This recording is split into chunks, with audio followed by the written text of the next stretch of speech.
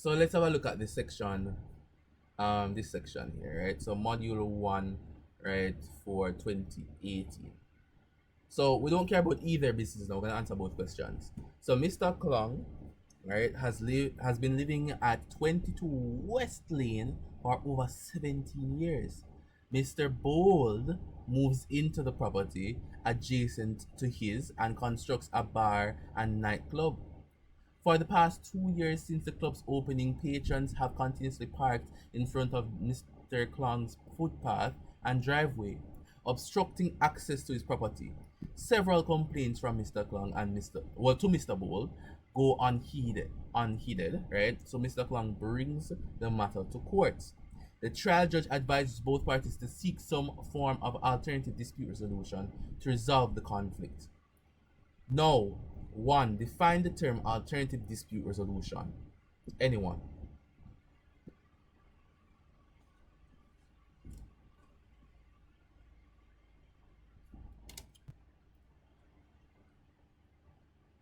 So Jada says ADR is a mechanism that settles disputes other than litigation. So it's an alternate pathway, right?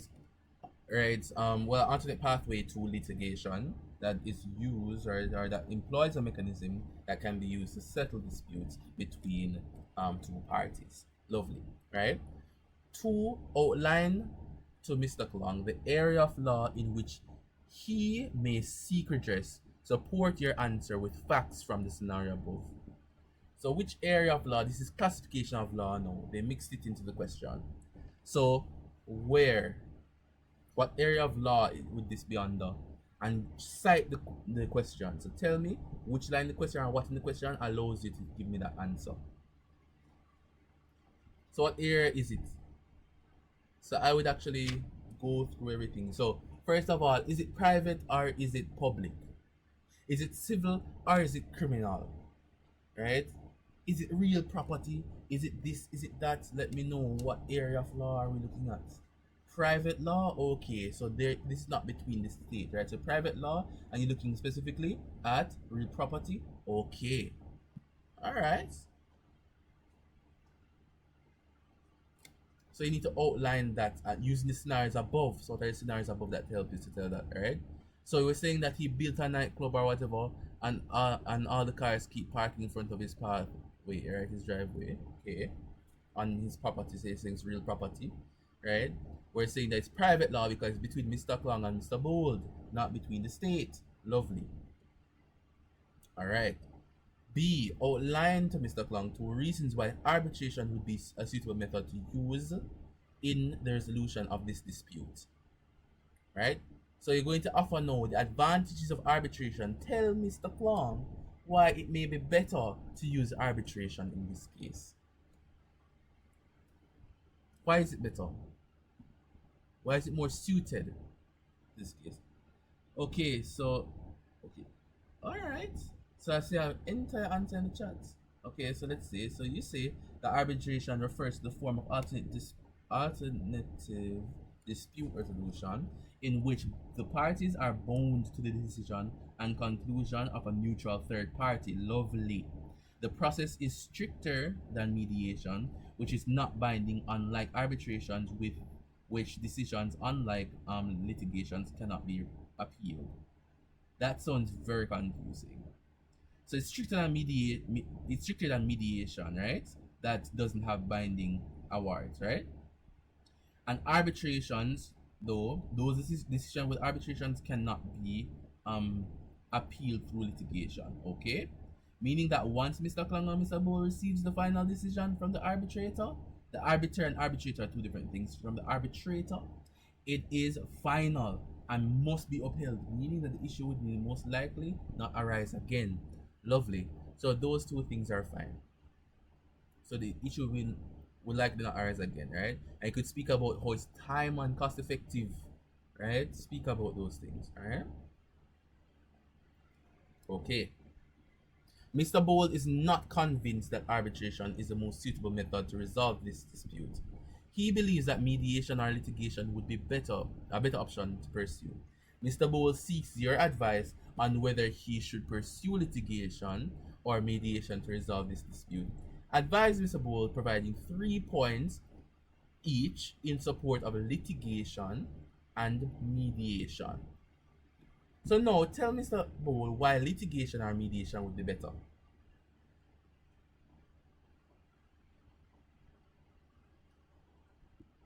These papers are so interesting. It allows you to look at both sides of the same coin. So we just supported arbitration. Now we need to look at everything else except for arbitration. So why would the give 3 points to support litigation and 3 points to support mediation?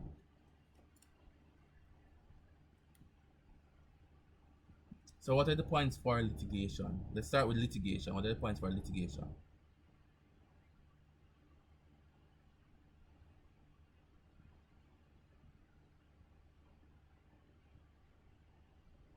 We can do it. Not seeing any responses yet. You guys can also unmute and let me know.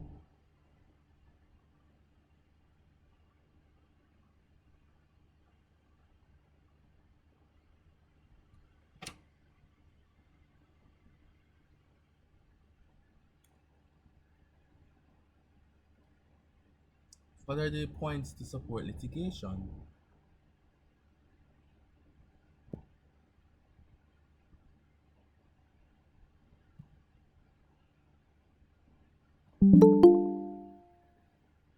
Strict or rigid rules in terms of the person have to follow whatever decision the court may make. Okay, so it's still binding. All right. Yes, binding. Still binding. What else? We could note that for arbitration, it's not easily appealable, right? Therefore, if there's a decision made through litigation, it can be appealed if the parties don't like it, right?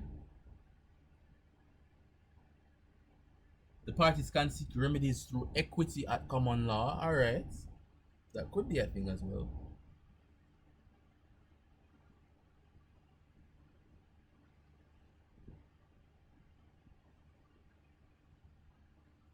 All right.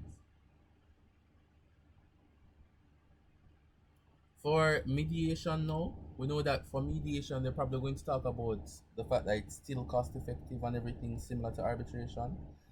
And for Mr. Bowles specifically, he wouldn't necessarily have to uphold the decision made through mediation because it's not binding, right? We could speak about the fact that both parties have a part to play in deciding who will be the mediator, right, as well as who will be the arbitrator, so they can do that, and they will meet an agreement themselves. Therefore, they would be more likely to actually carry out their agreement, right?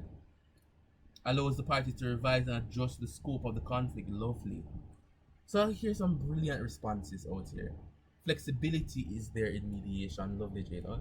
So yeah, we should be able to handle this question, right? Because these are from topics that people don't tend to look at towards now. Know that for module 3, everybody have an answer, right? But for module 1 and module 2, we tend to not look at it as much, and that's why it's important to go through them, right? The government of Zanzibar. This is basically Zanzibar that they stole the name from. So the government of Zanzibar, a Commonwealth Caribbean country, is not happy, right, with the development of the common law in dealing with corruption in public life. The government is considering passing legislation to deal with this issue. Apart from the written constitution, there's two sources of Commonwealth Caribbean law. What are two other sources? I have to list so we don't have to explain anything, just list them. What are the other courses of Commonwealth Caribbean? Go ahead. Legislation, Legislation, legislation, legislation, and equity, or common law. they said they're not happy with the common law, so I would probably choose something else other than common law for the answer. Even though it's a valid answer, I would probably choose something else like equity or something. All right. So we have that there. So equity, legislation, and there are many others. All right. Outline two reasons why the written constitution of Commonwealth Caribbean states is the most important source of law. Could anybody outline two reasons why the constitution is the most important source of law?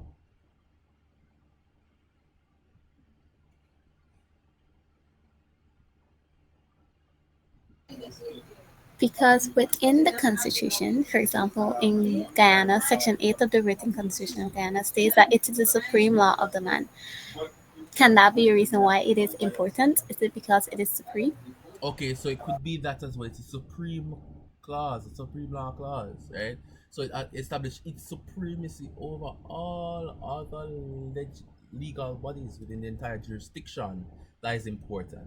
Any other reasons why it's the most important for the in the constitution? Also, it contains the rules that determine the structure of the state and principal organs. Lovely. So it determines the structure of the state. Gabriel also states that um is the only founding document that confirms the independent status of the Caribbean Commonwealth countries, right? Those islands, right?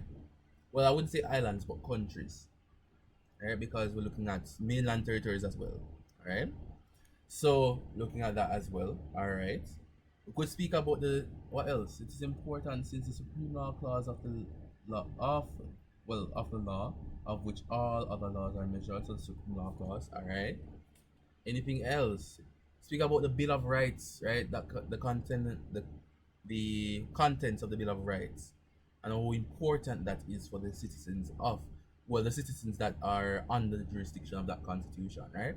So you guys should be able to find many interesting reasons and quoting many areas of law within your own Commonwealth Caribbean constitution, right? So I urge Jamaicans to know the areas of the Constitution, right, which have the Supreme Law Clause, the Saving Law Clause, and the Bill of Rights. I urge persons from Trinidad, I urge persons from Barbados, any other country, Guyana as well, to know their constitutions. Because it would be helpful when you're writing and you're mentioning these things. Examiners will look towards these things, right? They not only know what a Supreme Law Clause is, but they know where to find it in their own constitutions. All right? Define secondary legislation.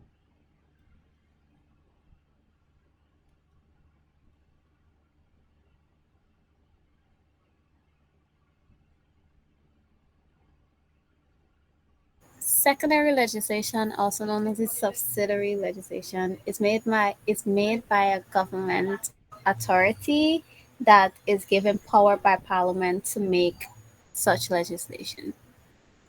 Right? So it's contained within the jurisdiction of a primary legislation, right? Okay.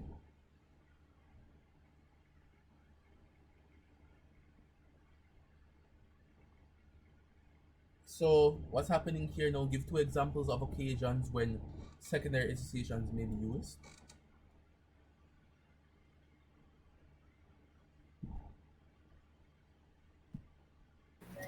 Under, like, would it be like in Guyana under like the Vehicle and Road Traffic Act? Is that like So under that act, right? Under that entire act, right, there would be some subsidiary legislation underneath it.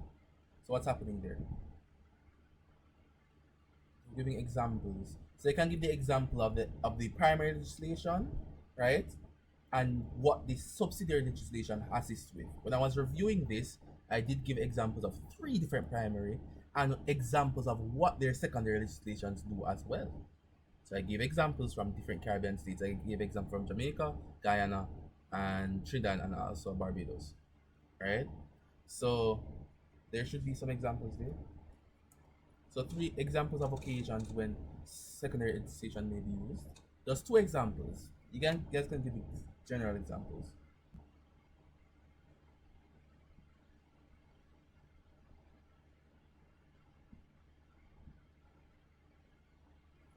Let me check the chat real quick to see if there are any examples here. I don't see any. So we're seeing using the act, right? So we know that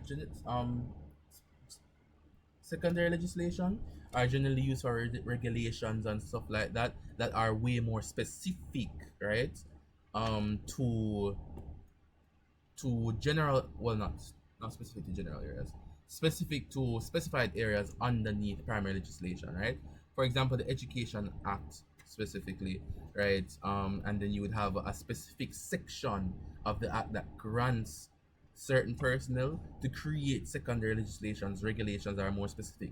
Remember that primary legislation is more general, and then secondary legislation speaks to specifics within specific areas of the primary legislation. So you guys could mention stuff like that. All right.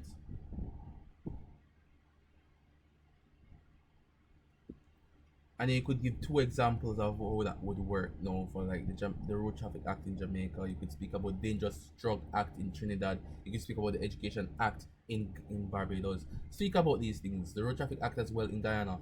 Speak about these things in your own countries. Find the examples of primary and secondary legislation, right, and use them. All right. As for CNO, advise the Attorney General on 3 advantages and 3 disadvantages of using primary legislation to deal with corruption in public life.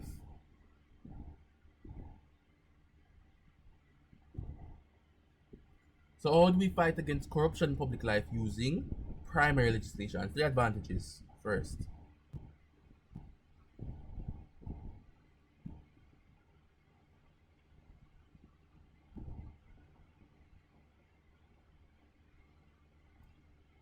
So first of all, right, I'm not sure if you guys are gonna have the advantages. Should I answer or should I allow you guys to go first? I want you to go first. Any ideas? 3 advantages first. Important to note the word corruption, you know. Important to note the word corruption there. Why did I just draw a line through the thing?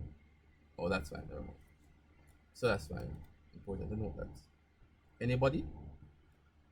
Going once? Going twice?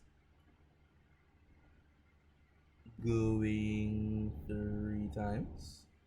Okay, so one important thing about advantage about how we use the primary legislation to deal with corruption in public life would be the fact that primary legislation is created by elected representatives.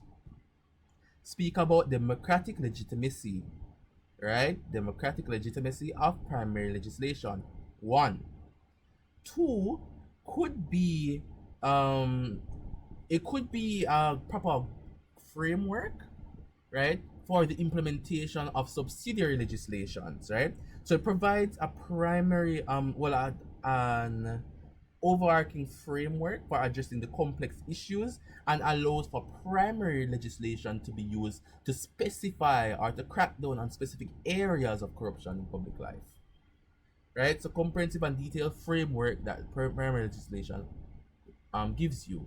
The third could be you could speak back to the democratic process really, but transparency. Transparency. Primary legislation is often open to public scrutiny, allowing for transparency and accountability. So you could speak about debates and readings and committee reviews. All of these things will take place before primary legislation is let go like that. So it allows for the public, right, some amount of public interaction in order to prevent corruption in public life. Speak about these 3 things. What are 3 advantages? What are the 3 disadvantages now? Right? We could speak about the time-consuming nature of primary legislation, right? Primary legislatory processes, right? Legislations are often lengthy and complex and time-consuming. Mention that. You could speak about the inflexibility as well. Once a primary legislation is enacted, it is difficult to repeal or amend. That's a disadvantage of the primary legislations in that case as well. And we could speak about the susceptibility to political influence, right? So legislative process is heavily influenced by political considerations, lobbying, and type of partisanship, right? So you could speak about how these different things can result in legislation that serves specific interests, right, within parties rather than public good. So it can actually lead to some amount of corruption as well. So it's susceptible to political influence. Suppose one party was in power more so than the other party, and they want to pass primary legislation that will benefit their constituents more so than other constituents. Corruption, right? You could speak about susceptibility to political influence because legislation occurs within parliament. Disadvantages and advantages need to be provided, guys. Right? And that is it for the 2018 paper.